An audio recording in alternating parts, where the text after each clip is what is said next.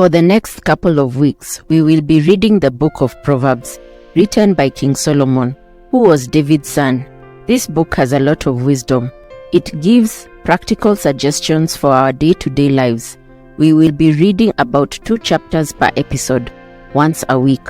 Proverbs 1 and 2 is Solomon's fatherly advice for young people.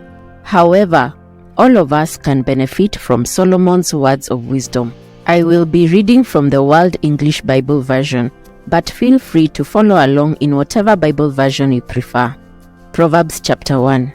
The Proverbs of Solomon, the son of David, king of Israel, to know wisdom and instruction, to discern the words of understanding, to receive instruction in wise dealing, in righteousness, justice, and equity, to give prudence to the simple, knowledge and discretion to the young man, that the wise man may hear and increase in learning, that the man of understanding may attain to sound counsel, to understand a proverb and parables, the words and riddles of the wise.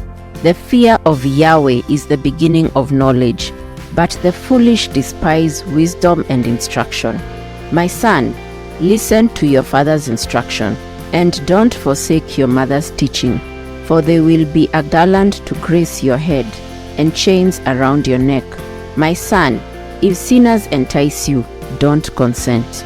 If they say, "Come with us, let's lie in wait for blood, let's lurk secretly for the innocent without cause. Let's swallow them alive like Sheol, and whole like those who go down in the pit. We'll all have valuable wealth, we'll fill our houses with plunder. You shall cast your lot among us, we'll all have one pass. My son, don't walk on the path with them. Keep your foot from their path, for their feet run to evil, they hurry to shed blood. For the net is spread in vain in the sight of any bird, but these lay in wait for their own blood. They lurk secretly for their own lives. So are the ways of everyone who is greedy for gain. It takes away the life of its owners. Wisdom calls aloud in the street. She utters her voice in the public squares. She calls at the head of noisy places. At the entrance of the city gates, she utters her words. How long, you simple ones, will you love simplicity? How long will mockers delight themselves in mockery, and fools hate knowledge?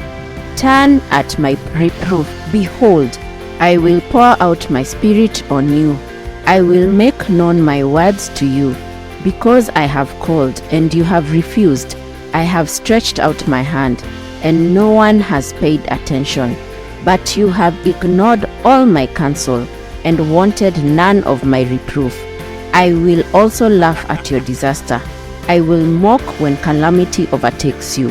When calamity overtakes you like a storm, when your disaster comes on like a whirlwind, when distress and anguish come on you, then they will call on me, but I will not answer. They will seek me diligently, but they will not find me, because they hated knowledge and didn't choose the fear of Yahweh. They wanted none of my counsel.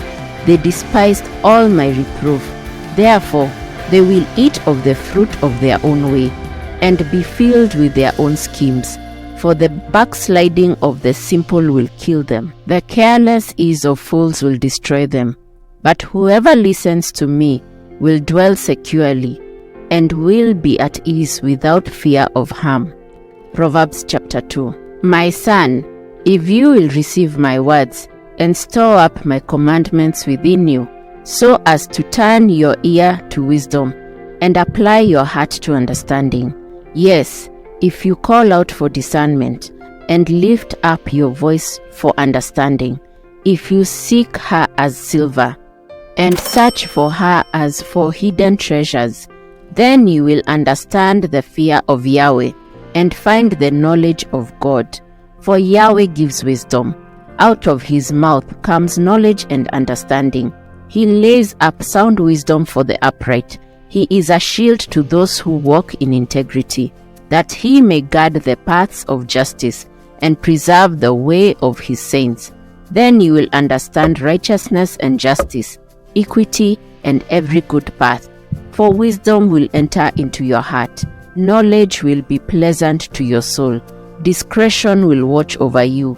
Understanding will keep you, to deliver you from the way of evil, from the men who speak perverse things, who forsake the paths of uprightness, to walk in the ways of darkness, who rejoice to do evil, and delight in the perverseness of evil, who are crooked in their ways, and wayward in their paths, to deliver you from the strange woman, even from the foreigner who flatters with her words, who forsakes the friend of her youth, and forgets the covenant of her God.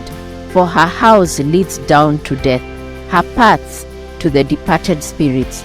None who go to her return again, neither do they attain to the paths of life. So you may walk in the way of good men, and keep the paths of righteousness. For the upright will dwell in the land, the perfect will remain in it, but the wicked will be cut off from the land. The treacherous will be rooted out of it. A few lessons learned. 1. There are people in this life who pretend they know it all. Solomon calls them fools, because no one other than God knows everything. Be ready to receive advice from others. 2. We should seek wisdom. Solomon asked God for wisdom, and God granted it to him. And that is why we remember Solomon as a wise king. Trust in God. He will make you truly wise. However, it doesn't come instantly. It comes gradually. As we grow in our relationship with God, there is no instant wisdom. It takes effort to seek wisdom. It just doesn't fall on our laps. 3. Actions speak louder than words. Let your actions reflect your values, what you stand for. Children learn more from actions than words. Don't be a hypocrite. 4.